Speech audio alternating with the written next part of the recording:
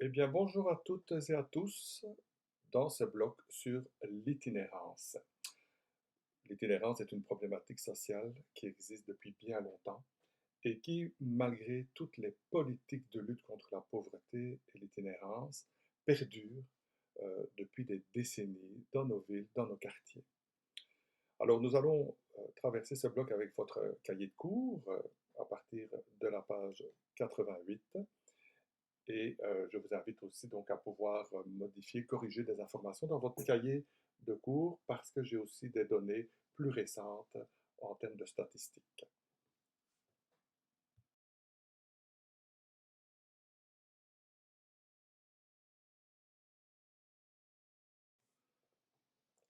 L'itinérance est une problématique qui perdure toute l'année aussi. Il n'y a pas de saison pour l'itinérance. Cependant, elle est parfois plus visible ou nous sommes tout simplement plus sensibles face à l'itinérance en hiver, bien entendu, à cause des conditions climatiques plus difficiles. Alors, un exemple actuel, en ce moment, à Montréal, depuis le 1er juillet 2020, un campement est né sur la rue Notre-Dame à Montréal, en bordure d'une autoroute. Et il y a à peu près 70 tentes qui sont là présentement. Ce sont toutes des personnes, toutes des familles et des personnes qui ont perdu le logement suite au grand mouvement des déménagements du 1er juillet et qui n'ont pas été en mesure de retrouver un nouveau logement à partir du 1er juillet. Donc, faute de logement abordable, ils ont créé un campement sauvage. Et vous le voyez, la douche au milieu, fait de quelques bâches et d'un bidon d'eau par là au-dessus. Eh bien, c'est ça, ce campement pour l'instant.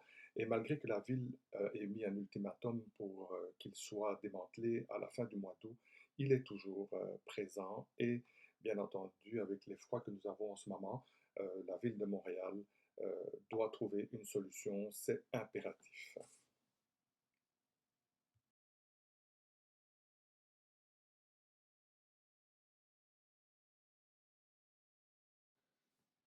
Alors, commençons par une définition. Une personne itinérante est donc une personne qui n'a pas d'adresse fixe ou qui n'a pas l'assurance d'avoir un logement stable, sécuritaire et salubre pour les 60 jours à venir et à très faible revenu, avec une accessibilité discriminatoire à son égard de la part des services, avec des problèmes soit de santé mentale, soit d'alcoolisme et ou même de toxicomanie et ou même aussi une désorganisation sociale et dépourvue de groupes d'appartenance stables. Donc, ce qu'on retient, c'est pas d'adresse fixe ou pas de logement sécuritaire et salubre pour au moins 2 mois, hein, et ce, à très faible revenu. Donc, avec aussi parfois une accessibilité difficile à certains services en lien à notre santé mentale, à notre désorganisation.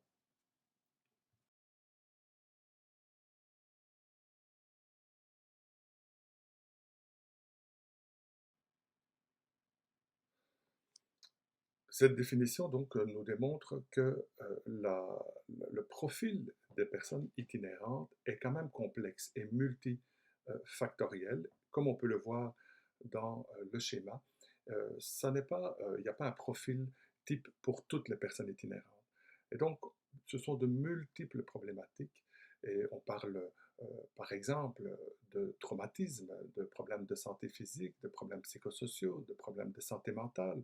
Il y a de la pauvreté, il y a une faible littératie, donc ça c'est toute la compréhension à la lecture.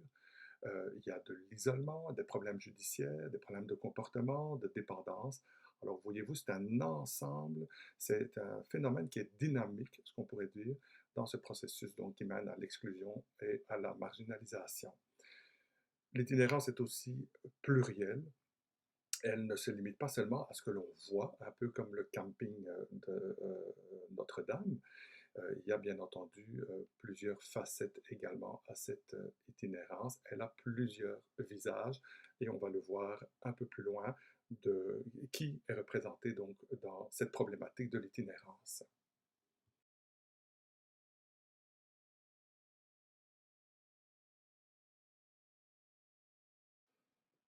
Voici un tableau sur la classification canadienne de l'itinérance. Alors, pour bien le saisir, juste expliquer qu'en 2015 et en 2018, il y a eu un dénombrement de l'itinérance au Québec. Donc, des centaines de personnes, de bénévoles, ont dénombré tous les itinérants euh, à travers le pays.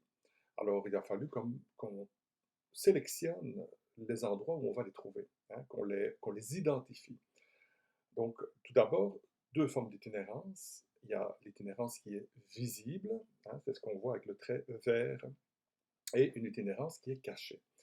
Alors, l'itinérance visible, vous avez vu, se compose de trois colonnes. La première colonne, ce sont ce qu'on appelle vraiment les personnes sans abri, le 1.1 et le 1.2. Ce sont donc toutes les personnes qui dorment, que vous voyez à l'extérieur, sur les trottoirs, dans les entrées commerciaux ou les entrées de blocs appartements, donc qui sont clairement des personnes sans domicile fixe. Et donc, c'est vraiment l'itinérance la plus visible, un peu ce qu'on voit aussi dans le campement Notre-Dame, où les gens installent leur tente dans un espace public. La deuxième colonne, le 2.1, 2.2, ce sont des personnes qui sont sans domicile fixe, mais qui vont utiliser des refuges d'urgence. Il y en a quand même plusieurs à Montréal. À Sherbrooke également, plusieurs refuges pour personnes itinérantes ou à risque d'itinérance. Et vous avez aussi des refuges, vous voyez, dans le 2.2, pour des personnes touchées, par exemple, par de la violence conjugale. On a vu aussi avec l'Escale de l'Estrie, qui va héberger une femme qui quitte son domicile à cause de la violence conjugale. Et pour éviter qu'elle ne tombe dans l'itinérance, eh bien, elle va trouver refuge dans des ressources donc d'hébergement. Vous avez aussi le 3.1 qui sont tous des logements transitoires pour sans-abri, donc des organismes qui tentent de réinsérer les gens à travers une chambre supervisée, un logement supervisé, donc c'est le 3.1. Vous avez aussi le 3.4, beaucoup de personnes qui vont se retrouver à l'hôpital, qui n'ont pas de logement, mais qui ont une problématique de santé mentale qui vont nécessiter des soins particuliers. Donc, on va les retrouver dans les instituts de soins. Vous avez aussi en orange le 3.5 qui sont les centres d'accueil pour nouveaux immigrants. Ce sont des réfugiés, des gens qui arrivent ici au Québec et qui n'ont pas de logement. Alors ces gens-là aussi sont hébergés et dans le dénombrement de 2018, ils n'ont pas été répertoriés. Donc ça, c'est important que vous souveniez de ça parce que je vais vous parler des chiffres un peu plus tard. Et puis vous avez la colonne de droite en bleu, en bleu clair, le 3.2 et le 3.3, qui sont des personnes, c'est ce qu'on appelle l'itinérance cachée. Ce sont toutes des personnes qui vont vivre temporairement chez d'autres personnes. Mais la durée du logement n'est absolument pas garantie. Hein, donc, et il y a énormément de gens qui vont aller coucher chez un ami, chez un membre de la famille, quelques jours, quelques semaines, vont prendre une chambre d'hôtel, etc. Donc, ce sont des gens plus difficilement rejoignables, mais ils sont très présents et ils sont en grand nombre également.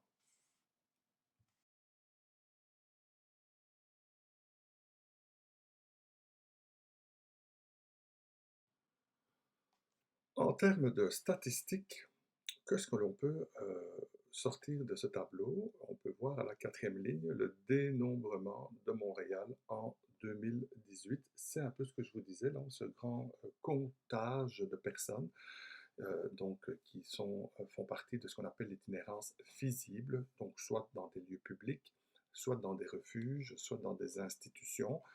On en a dénombré pour Montréal 3149. Donc c'est quand même au-dessus de ce qu'on a compté en 2015, en sachant que dedans ne sont pas pris en 2018 les immigrants qui n'ont pas de logement et bien entendu toute l'itinérance cachée qui est difficilement comptabilisable. Pour l'ensemble du Québec, on parle de 5 789 personnes en situation d'itinérance, encore une fois, sans parler d'itinérance cachée et de tous ceux qui sont bien entendu issus de l'immigration. Une estimation de 2016 parle, à travers le Canada, on parle d'à peu près 235 000 personnes vivraient d'itinérance cachée et visible. En Estrie, et principalement à Sherbrooke, on retrouve donc 423 personnes qui souffriraient de l'itinérance. Donc, une tendance qui est toujours à la hausse est aussi la présence des femmes de plus en plus nombreuses. Aussi, une caractéristique, c'est que 3 quarts de cette population surconsomme des drogues et il y a une plus grande représentativité de dossiers judiciarisés, de personnes qui ont des dossiers judiciaires. Donc, il y a une forme, ce qu'on appelle de profilage social. Le fait de vivre dans la rue, le fait d'être itinérant, eh bien, on est plus souvent arrêté, plus souvent contrôlé, plus souvent mis à défaut parce que l'on gêne, parce que l'on dérange, et donc on reçoit beaucoup de constats d'infraction. Un chiffre qui est également très inquiétant, c'est la présence de plus en plus nombreuse des Premières Nations, communautés autochtones. Ils sont à peu près 10% de cette de représentation, alors qu'ils ne représentent que même pas 1% de la population. Les immigrants, je vous l'ai dit, sont aussi fort présents, sauf qu'ils ne sont pas repris dans les chiffres, mais de plus en plus de personnes qui viennent comme réfugiés ne trouvent pas forcément toujours euh, un logement donc, au Québec. Et également, une tendance qui est à la hausse, c'est la représentation des gens de 50 ans et plus, donc 35%. Et l'on voit aussi à peu près 38% sont des personnes entre 30 et 49 ans.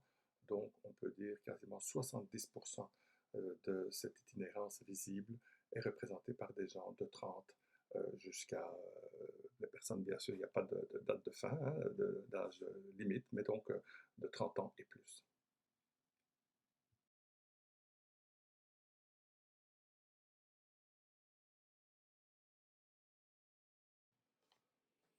Alors, si on regarde l'Estrie d'un peu plus près, donc le 24 avril 2018, il y a eu donc ce dénombrement et l'on a dénombré 11 personnes qui vivaient à l'extérieur, donc l'itinérance qui est très visible. 25% sont dans des hébergements de type d'urgence, 151 personnes en ressources de transition, 167 dans des centres de thérapie, genre des centres de désintoxication par exemple, 47 personnes dans des refuges pour femmes victimes de violences conjugales, 3 personnes en centre hospitalier, et puis 18 aussi dans des centres de détention. Vous aurez compris, euh, plusieurs itinérants décident aussi de commettre certains délits pour être pris à défaut et de devoir passer un certain nombre de jours en détention. Vous aurez compris qu'ils vont être logés, nourris, blanchis et donc ils sortent de la rue temporairement pour éviter bien entendu le grand froid de l'hiver.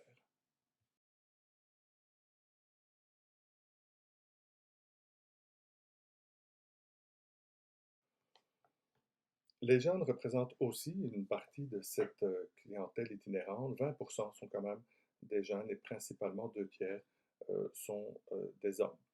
Il y a aussi une surreprésentation dans la rue des jeunes issus de la communauté LGBTQ et aussi donc issus des Premières Nations autochtones, donc amérindiennes. 42%, chiffre très inquiétant, 42% de ces jeunes qu'on retrouve dans la rue sont issus des centres jeunesse. Donc, ils sont sortis un peu avant leur majorité ou parfois à la majorité, se sont retrouvés tout simplement à la rue en sortant du centre jeunesse. 65% bien sûr présentent des grandes difficultés académiques, scolaires, et à Sherbrooke, 50% des personnes itinérantes sont âgées entre 18 et 35 ans. 40% des personnes qui fréquentent les refuges ont moins de 30 ans.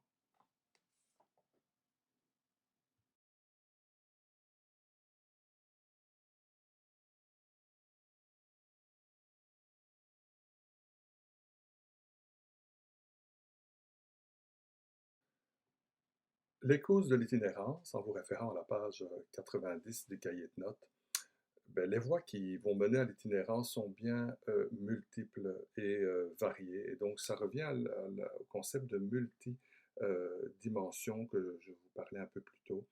Alors si vous voulez, on a comme 2 types de grandes causes, deux types de facteurs. On a des facteurs individuels, hein, qui reposent davantage sur les caractéristiques de la personne et nous avons des facteurs qui sont ce qu'on appelle structuraux ou sociétaux ou sociaux.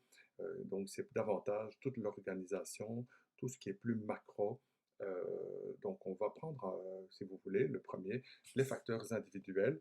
Alors, bien entendu, comme dans votre cahier de cours, c'est toutes les histoires qui ont été ponctuées donc d'échecs et de ruptures, bien entendu, chez la personne, et aussi des problèmes de santé mentale, santé physique, des problèmes de toxicomanie, aussi peut-être une perte d'emploi, donc avec des revenus qui sont insuffisants. Donc, les facteurs individuels multiples. On parle aussi de personnes qui ont déjà vécu des épisodes d'itinérance.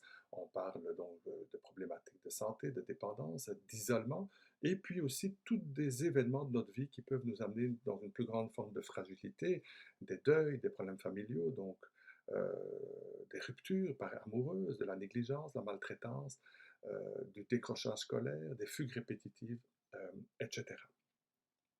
Au niveau des facteurs sociaux, eh bien, c'est tout simplement des phénomènes que l'individu ne contrôle pas ou peu. On parle bien entendu du phénomène de pauvreté. Donc, les gens dépensent de plus en plus d'argent de leurs revenus pour payer le loyer. Donc, cela fait de moins en moins d'argent disponible pour se nourrir, pour payer des factures, pour avoir une vie sociale. Donc, 33% des ménages qui utilisent plus de 30% du revenu pour se loger. Aussi, ben, c'est la difficulté d'avoir accès à un logement abordable. On l'a vu dans l'introduction, le campement Notre-Dame, c'est tout simplement des dizaines de personnes qui n'ont pas retrouvé de logement parce que beaucoup trop cher et on a une hausse en 2018, par exemple, des logements ont vécu une hausse de 7,5% d'augmentation à Montréal. Alors, nous avons aussi des difficultés à réintégrer des communautés après un séjour en établissement, par exemple. Il y a aussi une forme de désengagement de l'État dans les programmes sociaux. Hein. Alors, il y a eu des coupures en 2015, des réorganisations. Il y a des organismes communautaires qui ont dû fermer certains programmes. Donc, il y a eu comme une forme de désengagement également. On parle aussi d'un phénomène qui est l'embourgeoisement des centres-villes. Hein. Donc, on, on nettoie, on rénove, on veut faire des centres-villes des lieux agréables, plus bourgeois. C'est ce qu'on appelle la gentrification. Alors, ça fait en sorte que les gens qui vivaient dans ces quartiers-là, peut-être plus pauvres, ne peuvent plus, euh, parce que les loyers vont monter, bien entendu. Et donc, c'est un phénomène qui, bien entendu, prend de plus en plus d'importance dans nos villes. La précarité de l'emploi, la crise de 2018, mais aussi la crise de la COVID-19 qu'on a vécue cette année, eh bien, a un impact aussi sur les personnes. L'insuffisance de logements sociaux, c'est décrié depuis des années, de moins en moins de gens trouvent des logements sociaux abordables. On devrait en créer des centaines et des milliers, mais ça ne suit pas la demande. Il y a aussi des restructurations économiques, hein, des entreprises ferment, on a de moins en moins besoin de monde, on va chercher des gens de plus en plus qualifiés, donc ça aussi c'est une réalité qui amène des gens parfois à ne pas trouver d'emploi. Euh, les banques alimentaires, eux aussi, reçoivent des demandes de plus en plus importantes, des hausses de 25% de demandes depuis 2017. C'est quand même beaucoup. Et on parle aussi d'une insécurité alimentaire, donc des personnes qui ont de plus en plus de difficultés à se payer une épicerie qui a du bon sens. On parle d'une hausse de 50% des prix des aliments entre 2002 et 2019.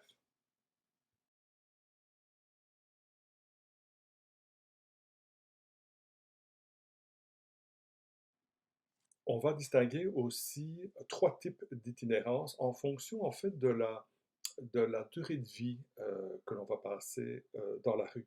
Alors la première forme d'itinérance, c'est l'itinérance qui est situationnelle. Donc clairement, la personne vit très temporairement sans logement, puis va parvenir à se reloger. Donc les gens qui sont dans le camping Notre-Dame, le campement Notre-Dame à Montréal en ce moment, on espère que ces personnes-là, qui avaient un logement avant le 1er juillet, vont être en mesure de se reloger.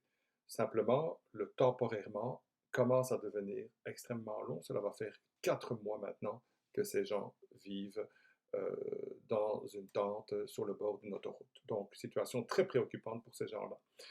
Deuxième forme, on va dire, c'est une itinérance cyclique. Donc, on va dire que ce sont des épisodes d'itinérance que la personne va faire. Donc, elle alterne entre logement et itinérance.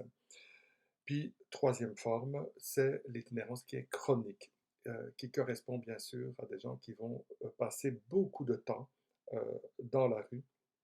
On peut dire même que l'itinérance est devenue leur mode de vie.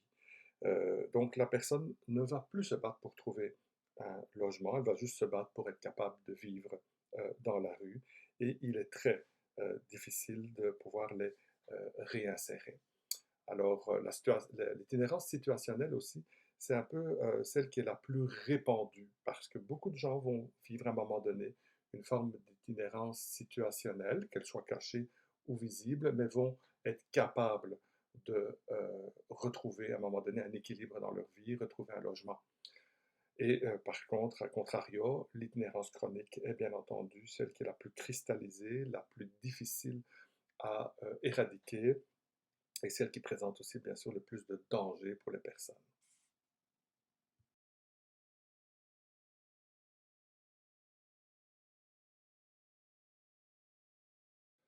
Il y a aussi donc des facteurs de risque ou on pourrait dire de vulnérabilité. C'est bien entendu des caractéristiques qui font que ce n'est pas pour autant que vous ayez cette caractéristique-là que vous allez vivre de l'itinérance. Mais l'addition de plusieurs facteurs de risque pourrait vous amener plus rapidement vers une forme d'itinérance. Alors on parle bien entendu de toutes les personnes issues des Premières Nations, les peuples autochtones qui sont plus à risque de vivre de l'itinérance. Souvent, ils en vivent déjà au niveau intrafamilial au sein de leur communauté.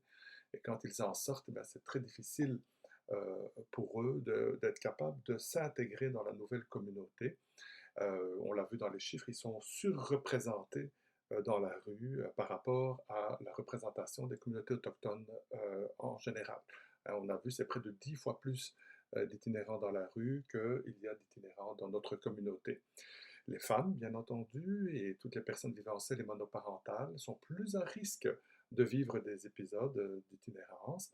Aussi, des échecs dans le mariage, dans une relation conjugale, les relations violentes peuvent aussi accroître le risque d'itinérance. Donc, on l'a vu euh, dans de nombreux cas, les personnes vont présenter plus d'une caractéristique et donc ça va augmenter le risque de vivre de l'itinérance. On parle aussi des diagnostics en santé mentale, donc vont nous rendre plus vulnérables.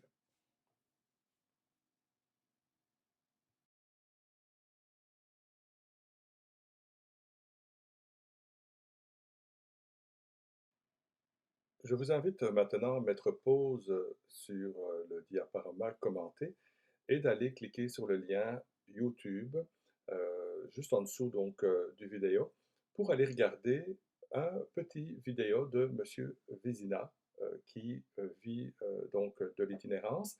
Il a été rencontré par des jeunes étudiants dans une entrée de métro à Montréal et il leur pose quelques questions. Je vous invite à le regarder le vidéo avec une attention sur les petites questions que je vous pose sur la cause de l'itinérance de M. Vézina, aussi de quel type d'itinérance il vit, euh, quels sont les facteurs de vulnérabilité également qu'il présente et comment déjà vous pourriez imaginer aider M. Vézina.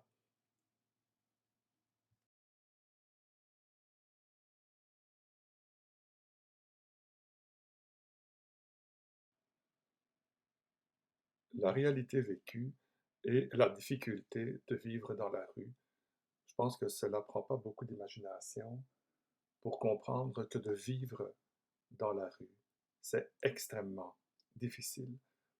On vit de peur, on vit de la violence, on vit beaucoup de stress, de la répression policière, et ce, au quotidien, sans passer que pendant 365 jours, eh bien, on peut se faire chanter beaucoup de bêtises et des commentaires comme «trouve-toi une job», «tu pues», se faire cracher dessus, «tasse-toi des jambes». Donc, beaucoup d'humiliation également vécue. Les femmes itinérantes sont 20 fois plus agressées que les autres femmes. Alors, quand le matin vous vous levez, puis que votre seul objectif aussi est de vous trouver quelque chose à manger pour vous laver ou pour dormir, et que c'est votre seul objectif de la journée, et ne même pas savoir si vous allez avoir une place pour dormir ce soir, eh bien, vous comprendrez un petit peu la réalité que peuvent vivre ces personnes dans la rue. Donc, beaucoup de stress, c'est extrêmement rude sur le corps, et il faut savoir aussi que l'espérance de vie des personnes itinérantes est inférieure à la moyenne.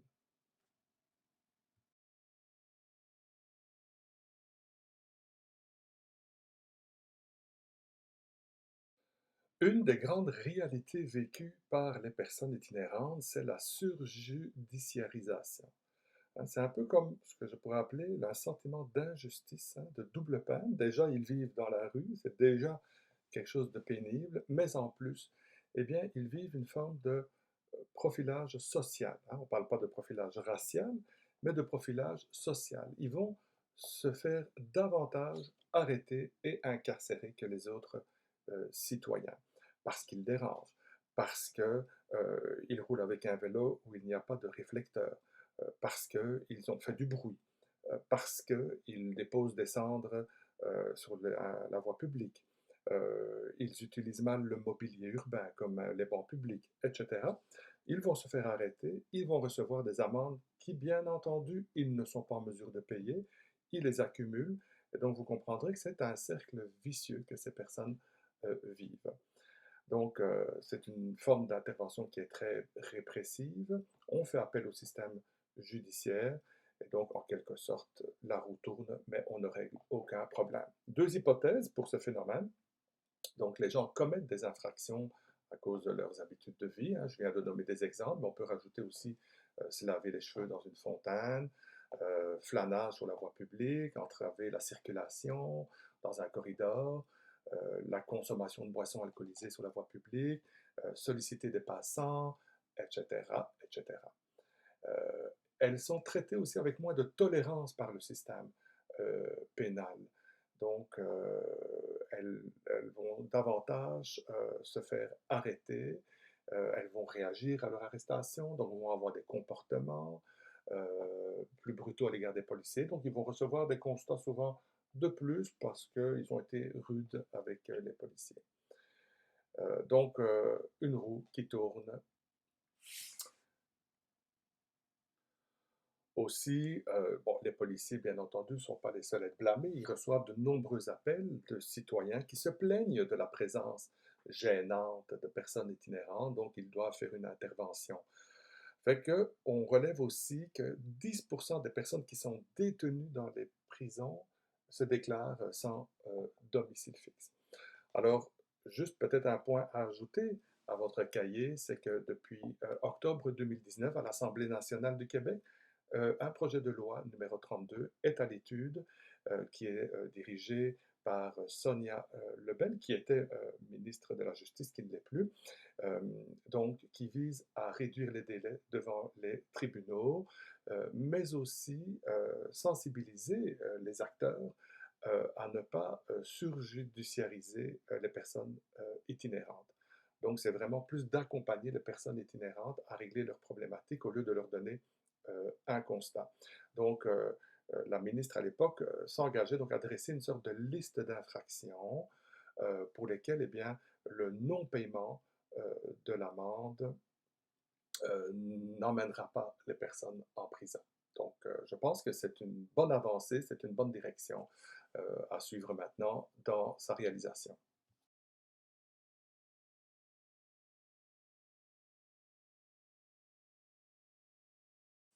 Une autre réalité importante, c'est la présence des femmes itinérantes, comme je l'ai dit, en préambule, ce phénomène est en hausse depuis des années. De plus en plus de femmes se retrouvent maintenant à la rue. Pour commencer, eh bien, il y a une similitude, donc des ressemblances entre le groupe homme et le groupe de femmes. On parle bien sûr de problématiques de santé mentale, on parle de problématiques de consommation d'alcool et de drogue, on parle de pauvreté, d'absence d'adresse fixe, d'indigence, on parle de mendicité et parfois aussi donc de présence dérangeante dans les lieux publics.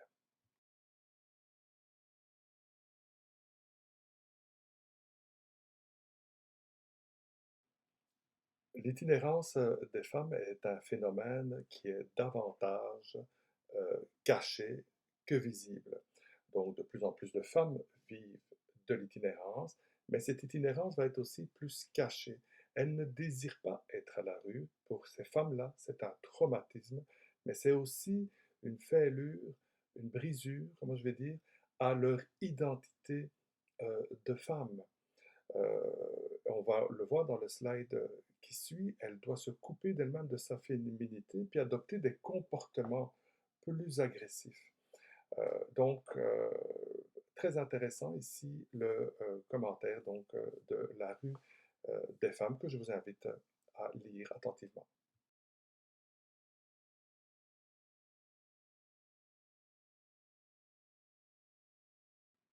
L'organisme La Rue des Femmes a également tenté de comprendre pourquoi les femmes sont moins visibles que les hommes. Premier élément, la dangerosité de la rue. Le risque d'agression physique et sexuelle est 20 fois plus élevé que pour un homme. Donc, le risque d'être violé, d'être harcelé, d'être brutalisé peut terroriser certaines femmes à dormir, à vivre dans la rue. Deuxième élément, pour beaucoup de femmes, c'est un passé qui est empreint d'abus physiques, psychologiques qui ont causé des blessures relationnelles profondes. Troisième élément, ben, un grand nombre de femmes sont aussi des mères, voire même des grands-mères. Et donc, se retrouver à la rue, ça veut peut-être aussi dire qu'elle ne pourra plus voir ses enfants ou elle va être coupée en partie des contacts avec ses enfants, alors que si elle a un domicile, même si ce n'est pas le sien, elle pourrait quand même avoir des contacts plus fréquents avec ses enfants. Aussi, ben, l'hygiène et l'intimité des femmes, c'est un besoin qui est important. Je peux penser juste au fait d'aller à la toilette. Pour un homme, c'est relativement facile de se soulager. Pour une femme, c'est quand même un peu plus difficile. Donc, je pense qu'il n'y a pas besoin non plus de vous faire un dessin. L'apparence également, les femmes ont un souci également d'avoir toujours un aspect de propreté sur eux, d'être bien habillés, peut-être un sentiment de dignité qui est peut-être plus présent aussi. L'alimentation aussi, pour certaines femmes, une plus grande conscience d'avoir une alimentation plus équilibrée, de bien manger, fait en sorte que ben, être à la rue fait en sorte qu'on n'est pas en mesure d'avoir cette alimentation saine et équilibrée. Le plus grand isolement est se rendre invisible pour se protéger, donc c'est aussi une façon de se protéger que de ne pas être visible. Les hommes, eux, vont avoir tendance davantage à se regrouper pour se protéger. Hein, ça, c'est une différence. La femme, elle va s'isoler pour se protéger. Les hommes vont se remettre en grappe, en groupe pour se protéger. Aussi, plus grande réceptivité aux différentes thérapies. Donc, les femmes sont plus ouvertes à aller faire une démarche d'aide. 9, le désir d'autonomie aussi se traduit par certaines à se faire aider pour administrer un budget. Donc, euh, visiblement, les femmes sont plus enclins, plus ouvertes à recevoir de l'aide. Et puis aussi, les femmes, elles recherchent un logement plutôt que simplement une chambre. Donc, elles, ce qu'elles veulent, c'est davantage un petit logement pour être plus autonome, préparer des repas, recevoir ses enfants. Alors que si elle est juste hébergée dans une chambre, elle devra quand même aller dans des refuges, dans des ressources pour peut-être se trouver à manger, dans une maison de la famille peut-être pour avoir des contacts avec ses enfants. Donc, c'est plus compliqué. Alors voilà donc pourquoi les femmes sont beaucoup moins visibles que les hommes.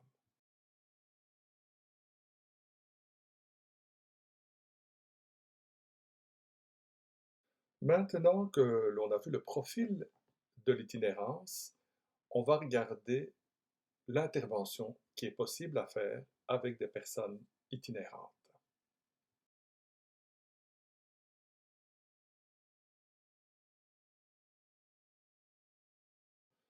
Je vous invite maintenant donc à vous référer à la page 93 de votre cahier de cours.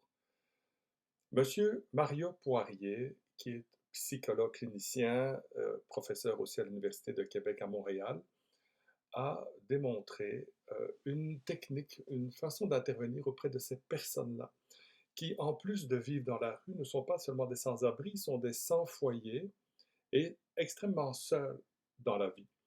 Et en plus d'être seuls, ils nous apparaissent aussi extrêmement désagréables et indésirables. Hein. On ne veut pas des sans-abri proches de chez nous, hein, sur le palier de votre porte. Hein. Donc, il y a comme trois actions possibles, trois lignes d'action possibles. Monsieur Poirier dit, ben, on pourrait les exclure, hein, on les repousse loin de nos villes, de nos centres-villes, hein, quasiment peut-être dans la ville d'à côté ou peut-être dans le quartier d'à côté. Donc on pelte un peu le problème dans la cour du voisin. On a bien compris, on l'a déjà essayé, ce n'est pas des solutions miraculeuses, le problème est toujours persistant, donc on ne règle pas le problème. Deuxième ligne d'action, on prend en charge complètement les sans-abri. Euh, on a bien compris que l'État aujourd'hui ne peut plus se permettre d'assumer toute la prise en charge de l'itinérance, de réinstitutionnaliser les gens. On est dans un processus de désinstitutionnalisation depuis 30 ans. Donc, à mon avis, encore une fois, une ligne d'action peu réalisable. Troisième ligne d'action, ce que dit M. Poirier, c'est de rendre ces personnes qui sont finalement très désagréables, très indésirables, de les rendre désirables, de les rendre fréquentables. Donc, c'est cet angle-là que nous allons regarder. Comment est-ce qu'on va approcher ces personnes-là? Comment on va tranquillement nouer une relation d'aide avec eux pour qu'enfin ils se réconcilient avec les autres humains et en même temps avec la société. N'oublions pas que l'itinérance est un processus quand même tranquille de désaffiliation, hein, un processus qui tranquillement a fait en sorte que la personne s'est désaffiliée de la société, s'est coupée, a rompu ses liens avec la société. Ce que M. Poirier dit, c'est qu'il y a une dynamique relationnelle des personnes itinérantes qui est teintée d'échecs d'attachement durant l'enfance. Et donc, cette difficulté d'établir une relation d'attachement avec les autres fait en sorte qu'à un moment donné, ils ont introjecté, donc ils se sont appropriés des sentiments de ne pas être désirables, de ne pas mériter l'amour, de ne pas mériter de l'intérêt. Et donc, ils ont adopté alors des comportements sociaux inadéquats et finalement qui représentaient bien ce qu'ils sont, c'est-à-dire des gens indésirables, désagréables. Et donc, tranquillement, il résulte une marginalisation de ces personnes et une exclusion, un rejet de la part de l'entourage social. Et donc, comme ils vivent du rejet, ça vient juste confirmer qu'ils sont indésirables. Encore une fois, on dirait comme une roue qui tourne, et donc, ils vont finir par s'exclure, par s'isoler et donc devenir itinérantes.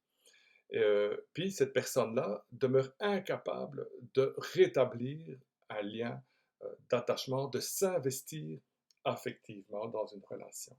Alors, on voit comment ça s'est tranquillement construit, euh, cette difficulté d'établir des liens avec les autres, et comment tranquillement ben, on rompt avec les autres, avec la société, et que donc l'on tombe dans l'itinérance.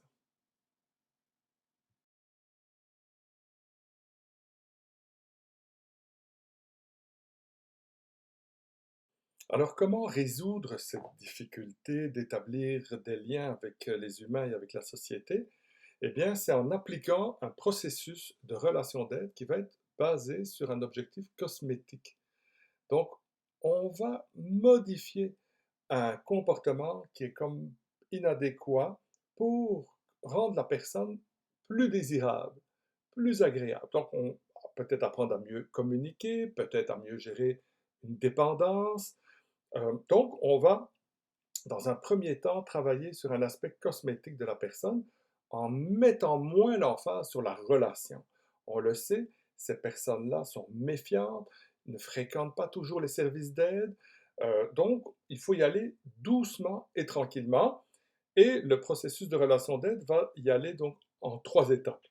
Première étape, on va y aller en établissant une relation avec une personne, donc du un contact avec une personne itinérante et l'intervenant. Une fois que cette relation va être établie du un à un, on va passer à la deuxième étape et on va tenter d'établir une relation entre la personne itinérante et finalement le réseau d'aide. Par exemple, vous êtes un intervenant TES dans un organisme communautaire, vous faites du démarchage dans la rue à la rencontre des personnes itinérantes, vous allez dans un premier temps établir une relation avec cette personne-là, la voir régulièrement, établir un lien de confiance, que tout à coup elle vous reconnaisse et vous accepte. Une fois que la relation va être bien établie, là vous pourrez éventuellement travailler pour que cette personne-là vienne dans votre ressource pour recevoir de l'aide, ce qu'on pourrait appeler comme une mini-société. Hein? Donc, on vous a fait venir dans votre organisme. Voilà donc une deuxième étape. Et une fois que cette étape-là va se concrétiser, on passe à la troisième étape qui va être d'établir une relation plus satisfaisante entre la personne itinérante et la société. Donc, on ne va pas essayer de miser tout de suite qu'elle s'intègre dans un logement puis intègre la société. Elle est en rupture avec la société.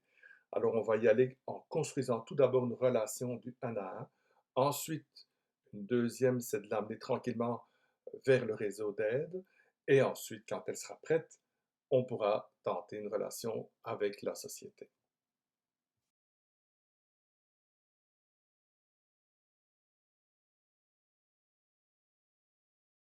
Maintenant, nous sommes à la page 95 du cahier de cours sur les valeurs et approches en intervention ou approches d'intervention en itinérance. Cela sort du CREMIS, le CREMIS qui est le Centre de recherche de Montréal sur les inégalités sociales et les discriminations.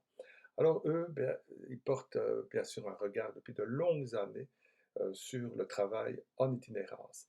Et pour eux, c'est clair qu'il faut établir des principes afin de cheminer aux côtés des personnes en situation d'itinérance. Euh, on le sait, pour beaucoup de ces personnes itinérantes, elles sont complètement devenues invisibles, parfois aux yeux de la société, mais parfois même à leurs propres yeux. Parfois, ils ne sont même plus en mesure de démontrer qu'ils sont capables de s'en sortir. Ils ne croient plus même en eux et en leur potentiel. Donc, il faut les accompagner vers un mieux-être. Et donc, ça veut dire aussi de reconnaître que ces humains-là sont dotés aussi de force et de capacité. Donc, travailler auprès de cette clientèle est extrêmement difficile également parce que cela vient aussi nous confronter dans nos propres valeurs.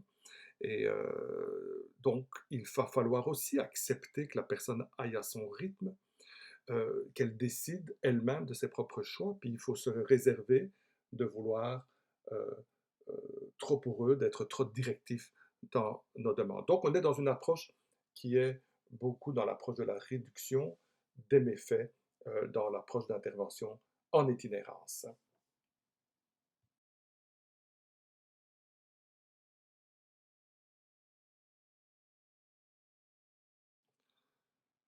Le premier des 8 principes d'intervention lorsque l'on travaille avec une clientèle itinérante, c'est de construire notre regard que l'on porte sur ces personnes. Les intervenants doivent apprendre à percevoir ces personnes à travers leur potentiel et leur droit à l'autodétermination. Donc nous avons un travail à faire là-dessus. Entre autres, dans la façon de nommer les choses, on va parler des forces de la personne. Okay? On va parler de ses qualités et pas de ses incapacités, de ses défis, de ses lacunes. Par exemple, en consommation, on va parler qu'elle a fait un épisode de consommation plutôt que de dire une rechute de consommation. Donc, on va essayer d'arriver à regarder la personne au-delà de ses symptômes, au-delà de sa maladie mentale ou de sa dépendance. Ça, ce n'est qu'un aspect de sa vie. Il faut voir l'humain qui est en arrière. Et c'est ainsi qu'à force de regarder et de souligner les aspects du potentiel, des qualités, que l'on va tranquillement semer un doute chez la personne, qu'elle n'est pas seulement indésirable, désagréable. Donc, on va tout tranquillement amener la personne à croire en elle. Comme intervenant aussi, on va se réserver de trop nous faire, de leur imposer notre regard ou nos valeurs euh, dans l'intervention, parce qu'on ne veut pas non plus faire vivre un échec à la personne en lui imposant nos valeurs. Donc, il faut qu'on soit tout le temps vigilant sur cet aspect-là.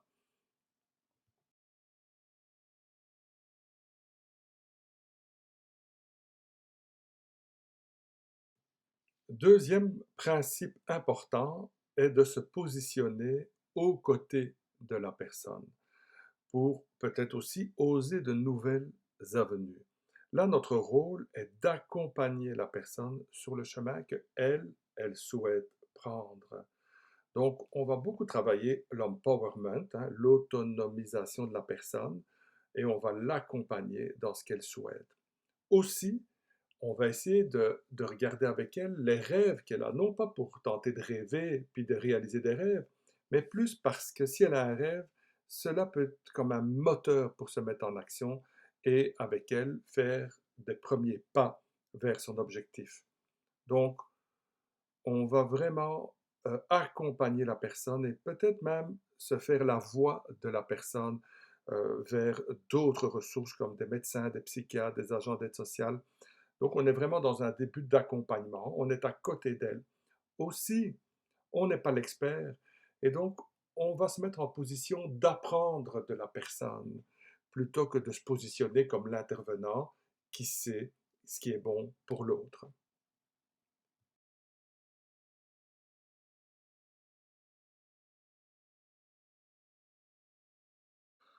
Troisième principe en intervention est celui d'aider la personne à renouer avec elle-même. Donc, quelque part, qu'elle se reconnecte avec ses besoins, avec ses émotions. Et c'est souvent très difficile de s'en sortir, surtout lorsqu'on ne croit plus en soi, hein, lorsqu'on n'a plus d'estime de nous-mêmes. Donc, on va travailler à favoriser l'estime de soi, à augmenter l'estime de soi, euh, pour modifier l'image qu'ils ont d'eux-mêmes, image qui a été affectée très négativement par la rue.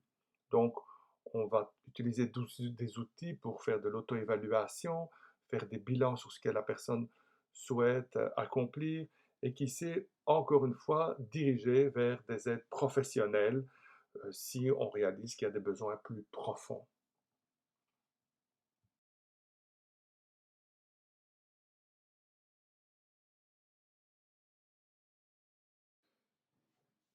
Quatrième principe, c'est celui de réparer les relations d'exclusion.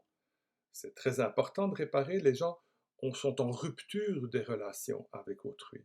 Donc, on va offrir un contexte pour rebâtir ou bâtir une relation significative avec les personnes. Et en premier, ben, c'est avec vous, l'intervenant. On se rappelle les trois étapes. On commence d'abord du un à un pour une première relation significative et tranquillement, petit à petit, les accompagner vers d'autres ressources, des ressources d'aide alimentaire, friperie, etc. Donc, pour que la personne renoue tranquillement des liens sociaux avec les autres.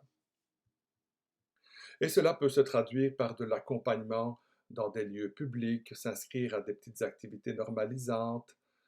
Donc, c'est pas juste du logement, mais c'est aussi être en relation avec tous les aspects de notre organisation et de notre société. Aussi, comme intervenant, on peut avoir un travail de médiation entre la personne itinérante et peut-être son environnement pour l'aider, l'environnement aussi parfois, à assouplir certains critères d'accès pour une personne.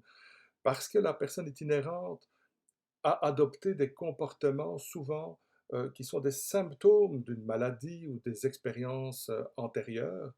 Et donc, notre apport comme TES, alors peut-être d'accompagner pour mieux expliquer la réalité de la personne.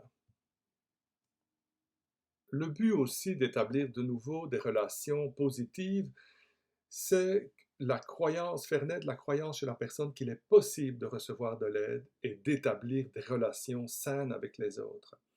Et enfin, de suivi, ben, il est important de faire un transfert personnalisé vers une autre ressource si on est rendu à cette étape-là.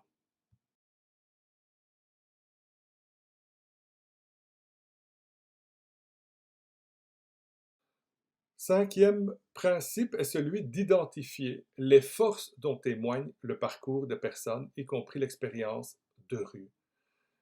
Vous avez vu dans le profil plus tôt dans ce cours-ci que de vivre dans la rue est extrêmement pénible.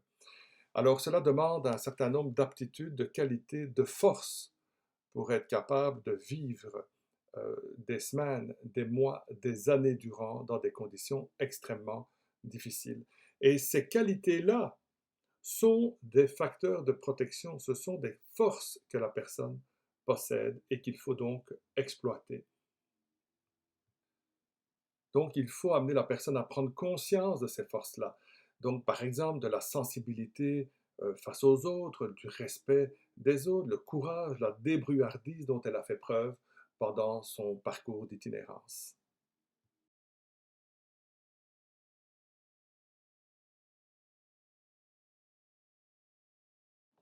Sixième principe est celui de travailler avec le réseau de la personne. On doit s'intéresser à son réseau social assez tôt dans le suivi. La famille, les amis sont des personnes significatives dans le rétablissement de la personne et probablement qui seront encore là lorsque nous, un jour, on ne sera plus présent dans la vie de la personne itinérante. Donc, il va être important que l'on fasse un tour du réseau de la personne, de regarder lesquels sont peut-être des facteurs de force, lesquels sont des facteurs plutôt de risque.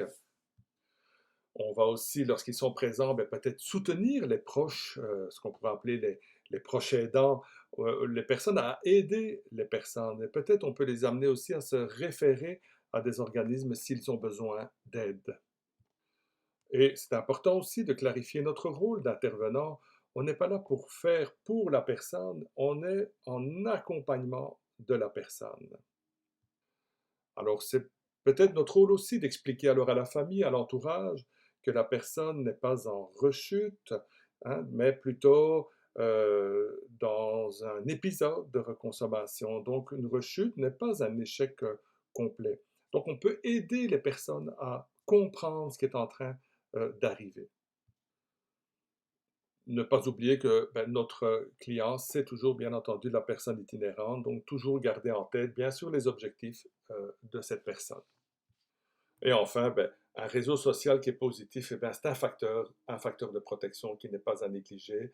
Donc, le plus possible, on va tenter d'amener la personne vers des activités positives et structurantes. Les organismes communautaires en proposent plusieurs pour justement comme créer, pour faire des créations de liens entre les personnes, créer un réseau d'entraide, créer des relations sociales saines et positives.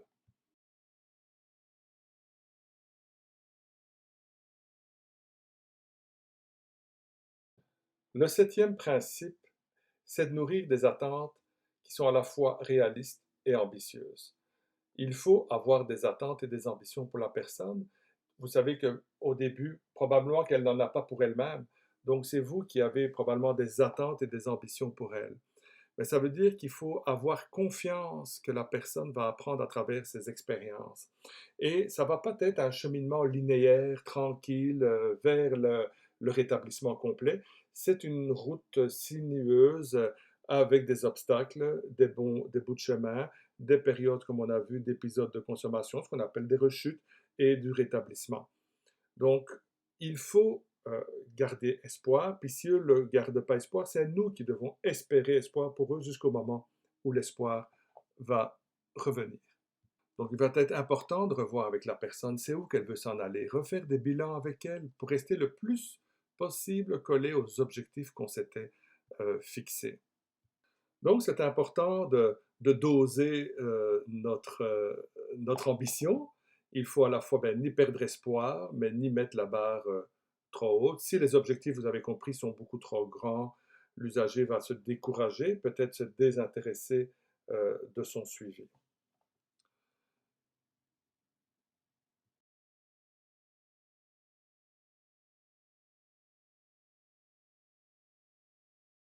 8e principe, ben, c'est de reconnaître les petits pas et de mettre en valeur les succès. Effectivement, on fait des petits pas. Il n'y a pas un chemin qui est déjà tout tracé avec un suivi qui est déjà mis sur une feuille de route.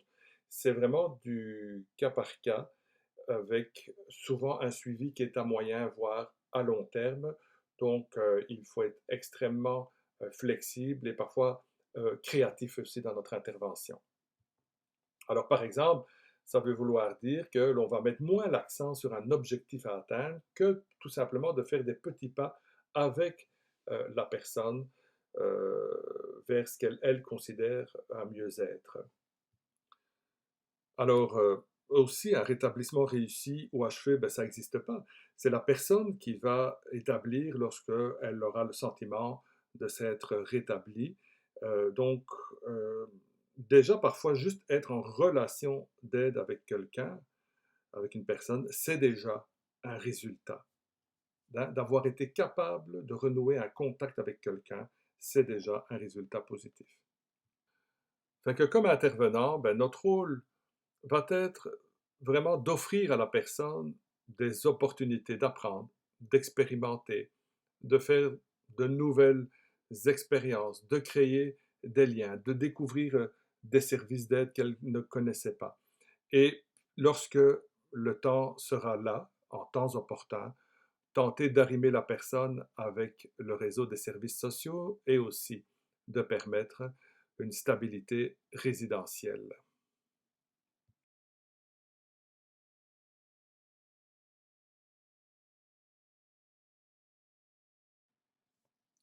Les approches en itinérance, on pourrait les décrire comme ceci. La première et la plus importante, c'est la réduction des méfaits. C'est vraiment de diminuer les conséquences négatives de leur comportement.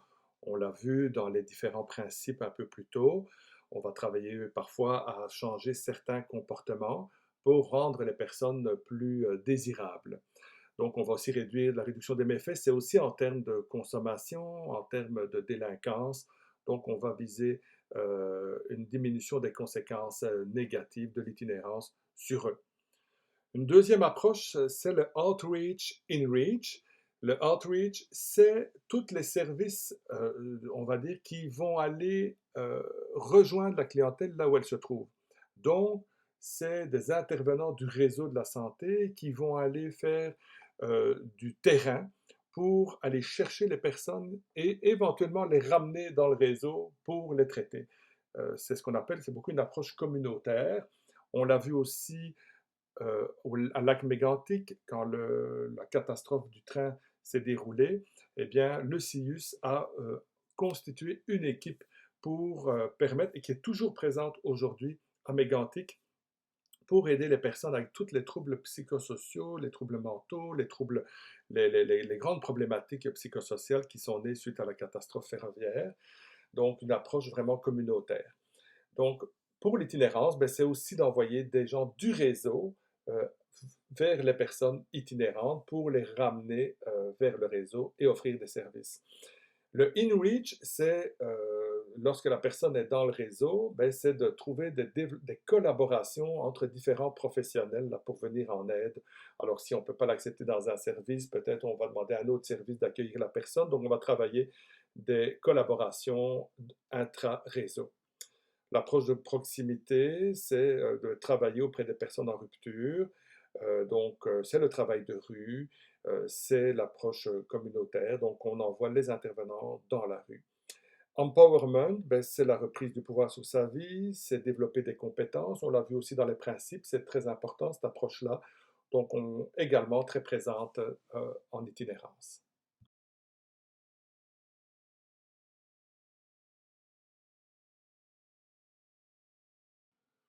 Alors ici, vous avez un ensemble de services que l'on peut offrir aux personnes victimes d'itinérance. Alors ils sont vastes, je ne vais pas les énumérer, mais vous voyez que ça touche plein d'aspects, tant au niveau financier, au niveau logement, au niveau soins de santé, suivi. Donc c'est véritablement une gamme très vaste de services que l'on peut offrir aux personnes itinérantes.